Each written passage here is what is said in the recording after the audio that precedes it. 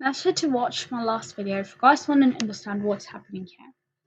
In this link over here, you can see the unvisited link looks green in color. I've made some changes over here in the CSS, and the visited will look red, however will look hot pink, and active will look blue.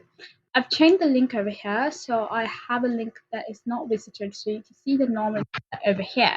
Now in this video,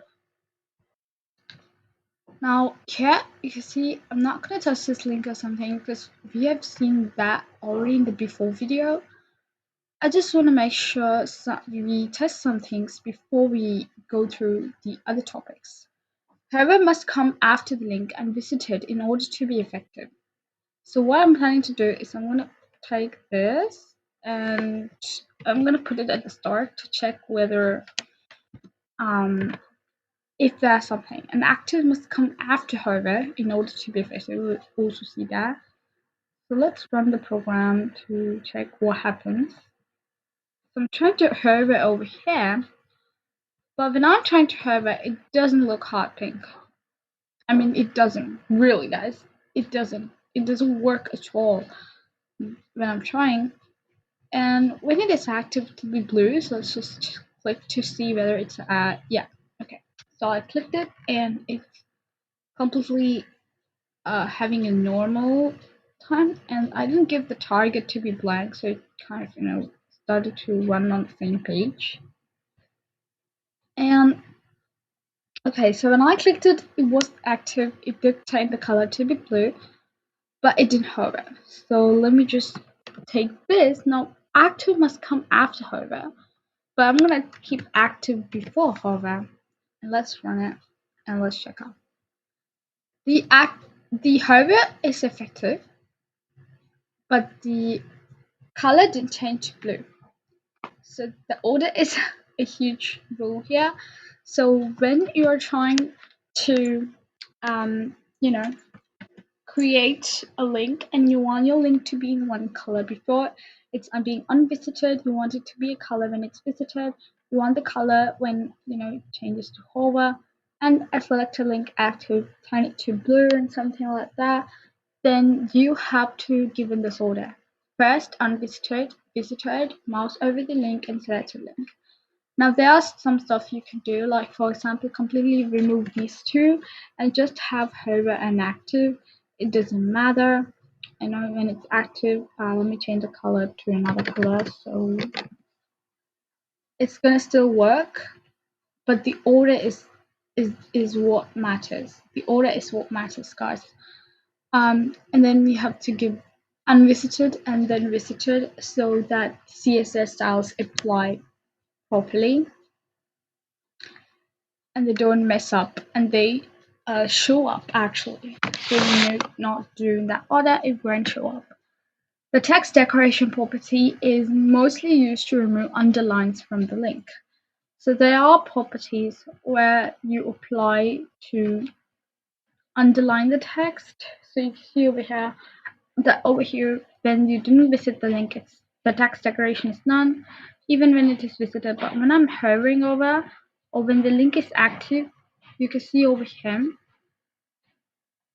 that they do have got an underline. Okay, so whenever the link is active, okay. And here also they tell you that however must come after the link and visited in order to be effective. I'm make sure you use a semicolon, a colon after your anchor tag for this properties to add these properties. The next one we're going to talk about is, there's so many, I'm going to show you this one. Background color. So the background color property can be used to specify a background color for the links. I'm going to show you how it looks. So you can see over here that these are the background colors. You can see over here, you can also change your background colors whenever it's hovering, whenever you're touching the links, and so on. So this might not look in the yellow color because we have already visited this links a ton of times.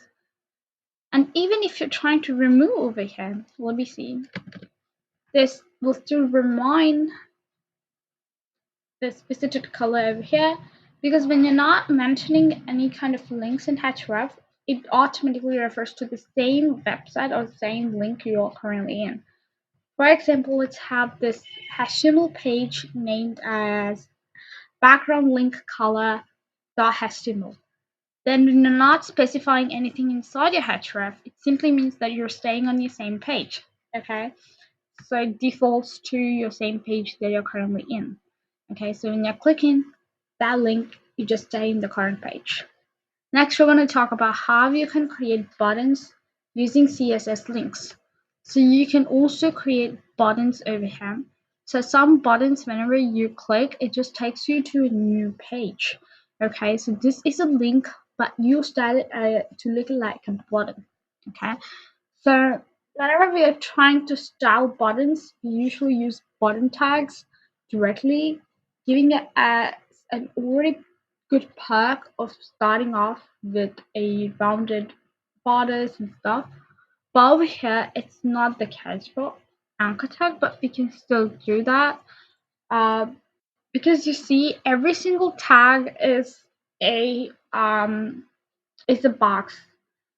So I'm gonna have like this paragraph element. I'm gonna try to style this paragraph element for you guys to show what I mean. So when I'm trying to give the background color, it isn't going to give the background color to the entire body of this website, or the entire background isn't going to change in the page. It's just going to change the background color for that element. So when I run over here, you can see over here. So this anchor tag is also having this already. Okay. So when I run the link, you can see over here, but it doesn't take the entire space up because it's an inline element. So whenever you have an inline element, it just takes up the space of the content. It doesn't go to beyond that. So over here we have the color white, the padding. So whenever we give this, it just makes a pretty good difference. So you can see over here, it already started to look more like a button when you just give the padding. And this margin is already given. Like, I mean, it's the default margin, so you don't have to worry about that one. Then we got text align to go center, and then the text decoration we don't need. So this entire underline will be removed, and the display will be inline block. Let me show you. Let me run this, and you can see over here the display is inline block. These are the things we'll see later. But for now, have this in the memory. Next, let's go ahead and have a look at this one. Another example that you can use to create links or boxes. It's the same, we just added a border over here of 2 pixels and solid green, and they tried to do hover and active together. Like, I mean, they both have the same theme. They have the same background color, they have the same color, so you can simply add twice. See, the link and visited is also added the same way. The next one is how to add other styles to HTML, like for example, the color, the font size, the background, and there are other styles that you can add to this one. You can see over here, whenever you try to hover over the link, the font size changes. When we try to hover over the third link, you can notice the background color changes slightly, and then the font family changes in this link. When we try to hover over this, the text decoration changes. So there are a lot of things that you can still do using these, and we will try them out when we're creating a website. Then link buttons. So we're combining several properties to display the link as button. Example, padding, colors, background colors, text align, text decoration, and display block. So this is a basic styling of a CSS link for a box, creating a box or a button. The next thing that we're going to talk about is list. CSS lists have two types, an unordered list and an ordered list. Okay, so whenever we are trying to style these ordered list and list, we need to change these from their default. In an ordered list, the default is bulleting points, and in an unordered list, it's bulleting points, and ordered list, it's 1, 2, 3. In HTML, there are two main types of list. One is an unordered list that are marked with bullets in numbers or letters. So you can change these properties into list style type. That means you can style these bullet points as well as these numbers or these alphabets. And then you got list style image, where we specify an image as the list style marker. Next, we have position, where we specify the position of the markers where to be there. And also, we have a shorthand property for all of this to be given together. So let's have a look at this one.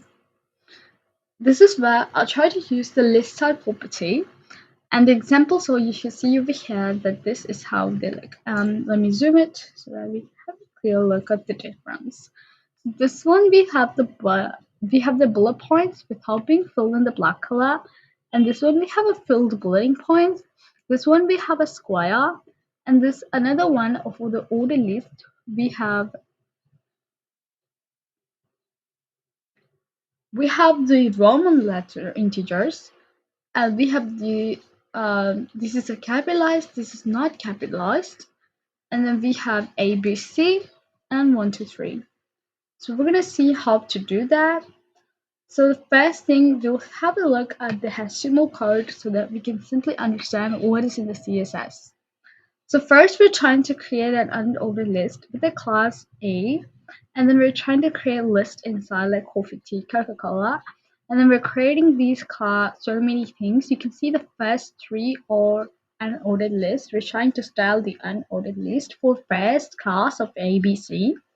And after the third classes, after 3, E, F, and G, these classes are going to be an ordered list. Okay, so there is a difference between unordered lists and ordered list styles. So you have to be very careful when you're applying the styles. So in the first style type, I'm going to use circles. These circles, they don't fill in. When I'm using a disk, they do fill in, and then the square. For this property, you need to mention list and then style and then the type. Upper Roman, lower alpha, and decimal. We also got an upper alpha,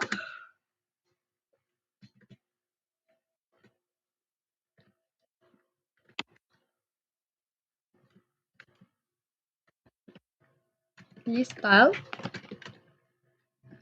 type. So whenever I'm giving an alpha that resembles the alphabetics, like A, B, C. Whenever I'm giving a decimal that represent the numbers, and whenever I'm trying to give the Roman, it's going to represent the Roman numbers. Upper alpha. So upper alpha refers to the capitalized letters of the alphabets, and lower alpha refers to the lower characters of the alphabet. So I have to first. This is a bad practice, guys. First type up the HTML and then do CSS. I just done this in out of my mind, but you can also do this. Like it's not like I would say that that it's wrong to do like the CSS code and then do a HTML, because whenever an idea just strikes, we just do that. But it's just don't forget to add it in your HTML. That is the main point over here. So over here we got ABC, but in upper alpha. So the next one is we're going to talk about the style image. So style image property will replace the markers where we get bullets, where we had alpha numbers with an image. Okay. You need to also use style type. For example, if the image is not available or is not supporting to be displayed on the browser, then you have to use a style type. So I'm going to use a non-existing image over here, and you can see it's replaced immediately by the style type. If you don't give style type, then you see it'll be very blank. Oh, yeah, the default gets applied. I'm so sorry. Yeah, the default value does get applied, so it is no issues. You can still specify it if you want to use a different type of marker for yours to be applied in the web browser. The CSS position the list item markers. So there are ways that you can position your list item markers. You can have them outside or inside depending on whether you want. Okay. So this is by default the list item position. It's always outside. You can also bring them inside of it, so that it kind of pushes this text at the start, gives a more space. We can have the different scene by ourselves. You can see over here when I'm trying to put it outside, we don't have a lot of space between the markers and the text. But when we are positioning it inside, we do have a lot of space from the start.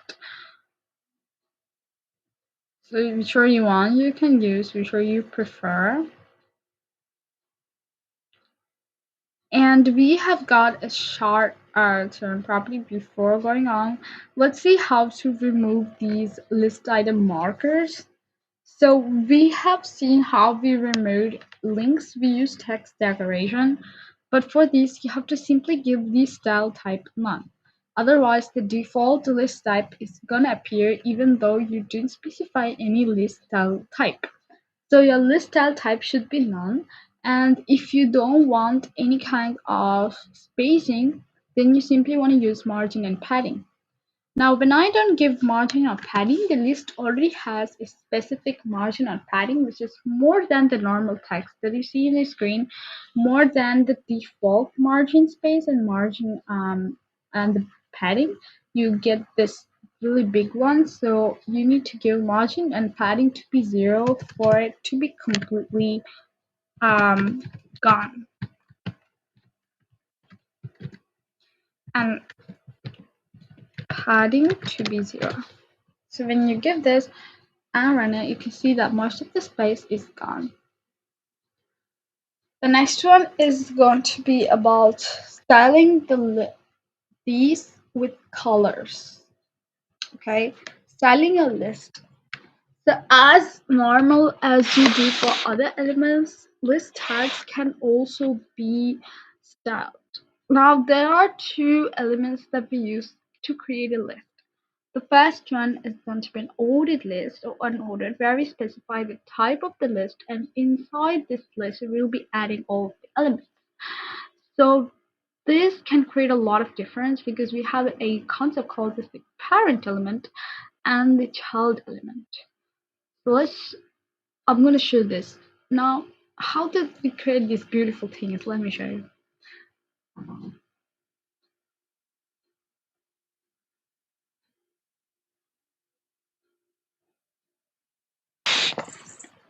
So you can see over here, we got the background color as salmon and the padding to be 20 pixels.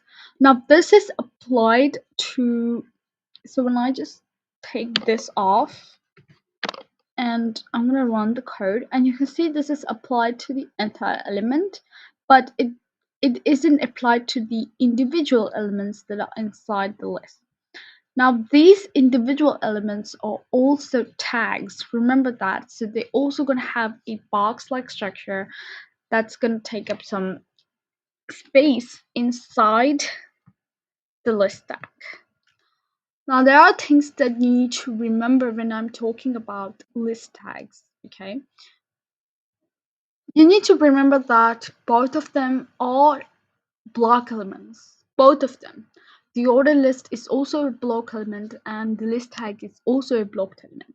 So to simply find out whether a element is a block or inline, you can simply just give the background color to check it. If it's just taking up the entire space of the screen, then it is going to be a block element. It's going to block the entire space.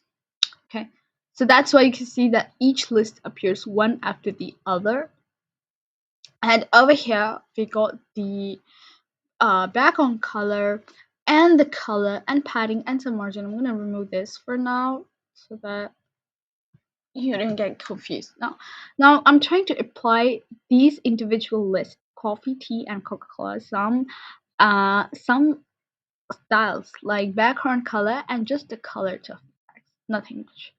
And you can see over here that all of these together get the color. Okay, because I've already mentioned that we didn't get any padding, any margin, so it doesn't look like spaced ones like the blue over here. So if you want to give that too, then you have to give padding and margins so that they get that space. Okay, they get the space padding as well as they got the margin left over here, and they got the padding. Okay, to make them separate, um like the ones over here, you need to give the margin for the entire ones. You need to give the margin for the left, right, top, and the bottom as well to get the space. So as we just applied the margin left, we didn't have any margin or spaces between these elements over here. Now over here you can see that how I applied for this one. I've used the margin for the entire tag. Now there are other ways that they did do this. You can see over here list with the red left border. Okay. Now you might have seen this on many pages, so they have simply removed the list style type, and they have given a background color, and they did style just the border and the left side of the border.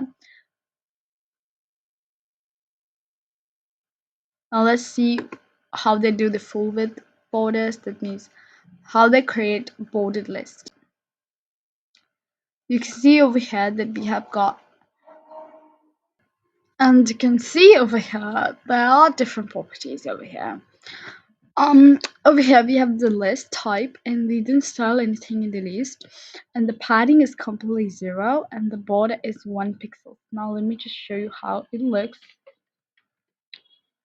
with just the list being styled. So they just have the border, and we don't have any padding, so we don't have space in between the elements, inside and before the elements from the box, and the list style is type is.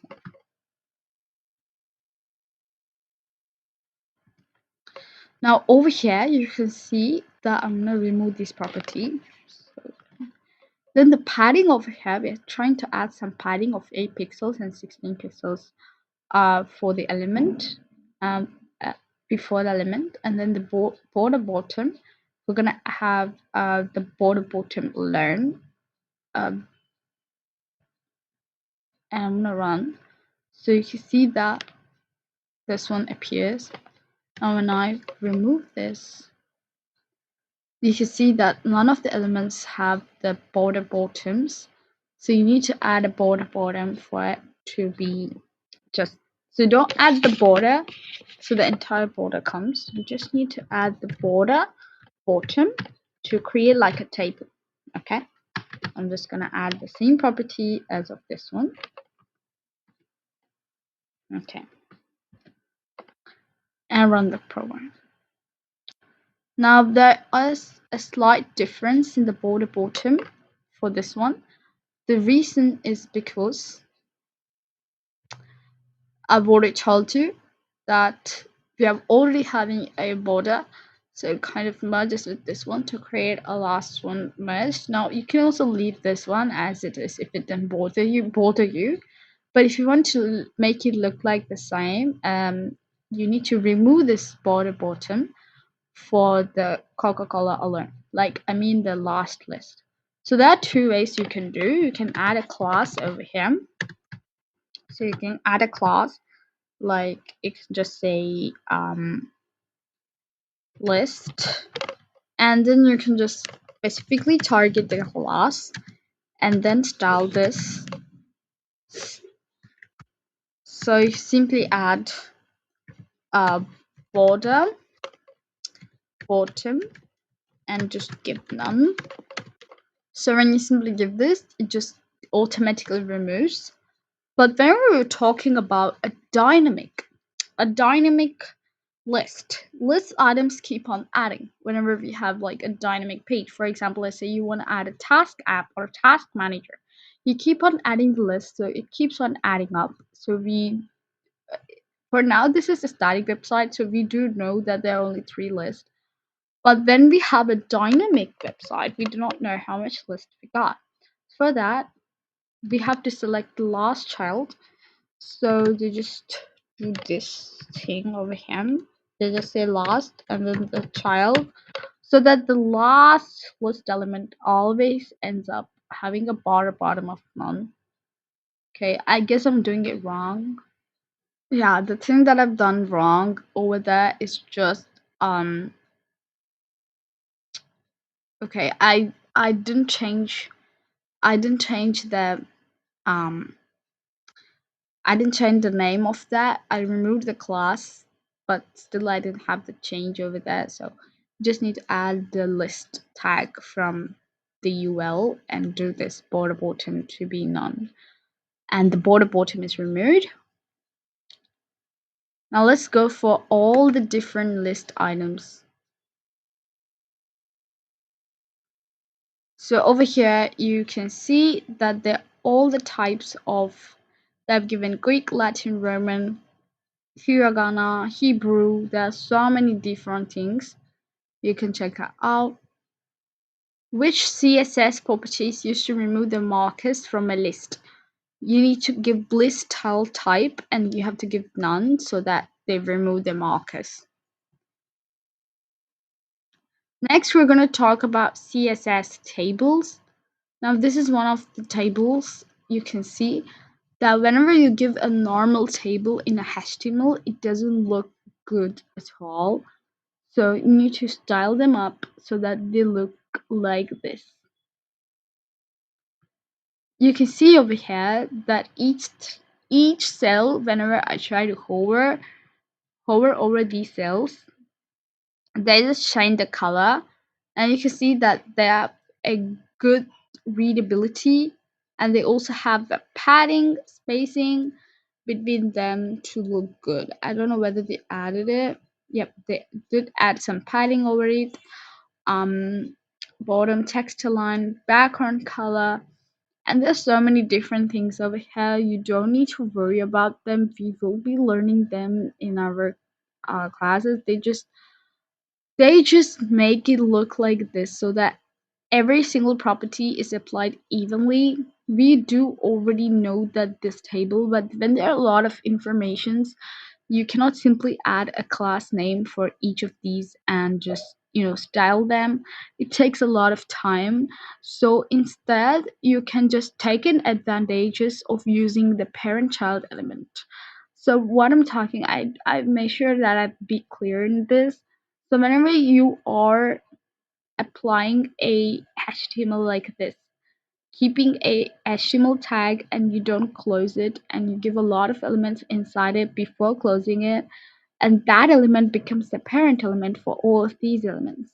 So whenever you have a parent-child relationships, you can easily style them using that relationship instead of naming each of them a different class name, same class name, and just styling them off like we have seen in the last list tag. Whenever you're having a lot of elements, it'll be a lot of difficulties, or whenever the page is dynamic and keeps on changing, it's a lot of difficulties to add style for that new element each time. So you simply take advantage of the parent-child relationship, which is super important in CSS whenever you're trying to develop a web page. So we will be learning that soon. And for now, whenever we acknowledge one, we will just take a look at them. So first, you just concentrate on the table. We don't need to concentrate on these tags, so I'll just remove them up for now and run the code. So you see here, this is how these first table it's gonna look. So this is the table we have created.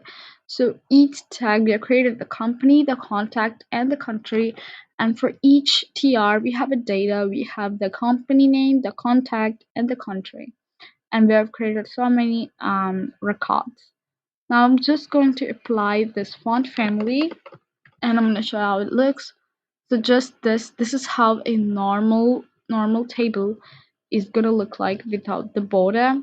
So we didn't have the border, so that's why. So let's add the border. I don't know if I'm doing it correctly. I'm gonna run. You can see this is how it looks when we add the border. I'm going to remove the border now. I'm gonna run the program. Now we don't have any borders. And now I'm gonna have border collapse, and I'm gonna show you how this is gonna look. You can see over here that all of the border was collapsed. Let me show you what really happened. So this is what is border collapse. So what does border collapse do?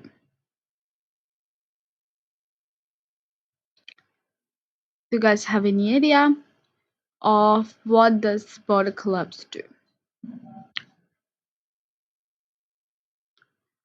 Alright, let me give an idea. So border collapse property will set whether the table border should collapse into a single border or separated as in standard HTML. So there are two values whenever we're talking about border collapse. This is the default value, that is borders are separated. But whenever we collapse, they collapse into a single border whenever it's possible. So I'm going to show you with the borders, so it will be very easy for you to understand it very clearly. So I'm gonna have it with the borders. You can see over here at this with the borders, and I'm gonna have the border collapse removed for now. You can see over here that there are all some separate borders for the table as well as separate borders for each of the elements inside. Now when I add the border collapse, you can see that all of the borders are collapsed, making sure that each have only one border. Okay, they just collapse so that they don't have multiple borders one upon the other. Now the next one property is width 100% is what they've given. So let's try that and see. You can see over here it's trying to take up the entire page.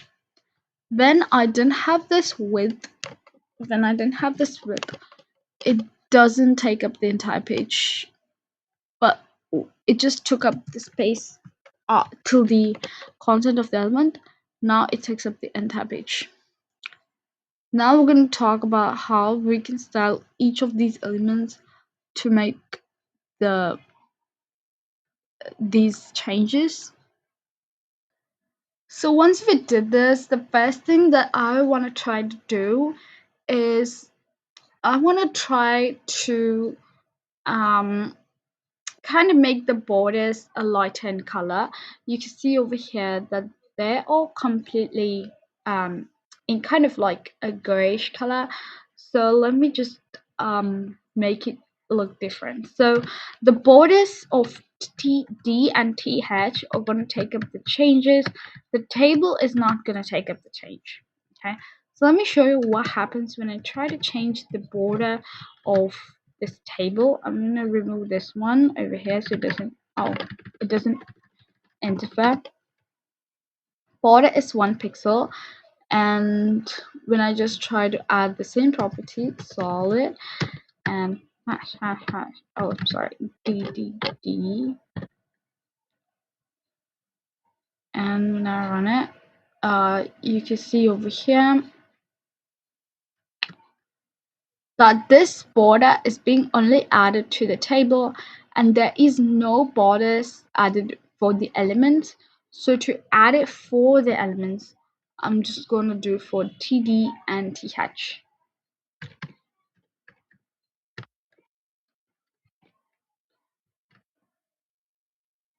So when I do this border for TD and TH, I will not have any, you can see over here that TD and TH got these borders instead of the table. Now this is TH, okay, and these are TD. So you can see they all got the borders. Now if I just apply it for the table, and the TDTH, it's gonna make these look a bit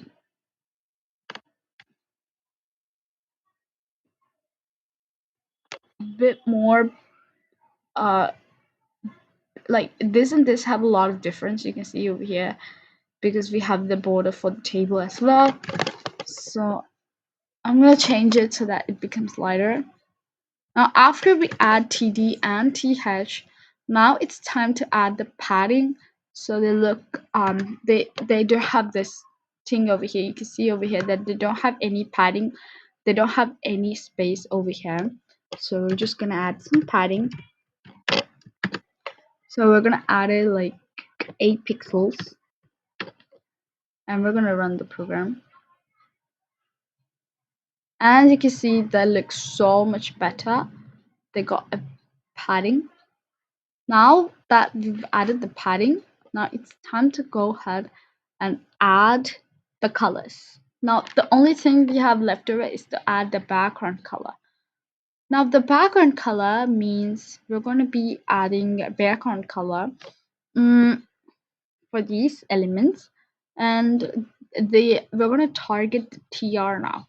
Okay, we aren't going to target the TH or TD. We're going to target the TR. That means we are planning to style these entire elements. So we're going to go ahead and write TR, and inside of it I'm going to be including the background color.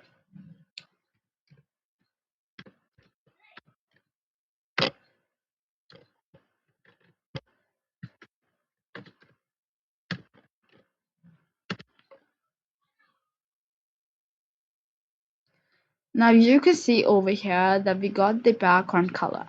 Now what I want over here is I don't want the background color to be for the entire TR. I want it only for the even ones. So when I'm talking about even ones, that means this one, this one, this one should have only this pink color only for that one. So what I'm going to do is I am going to go ahead and I am going to say that they are my even childs. These are going to be my even child. So we have even child to have it even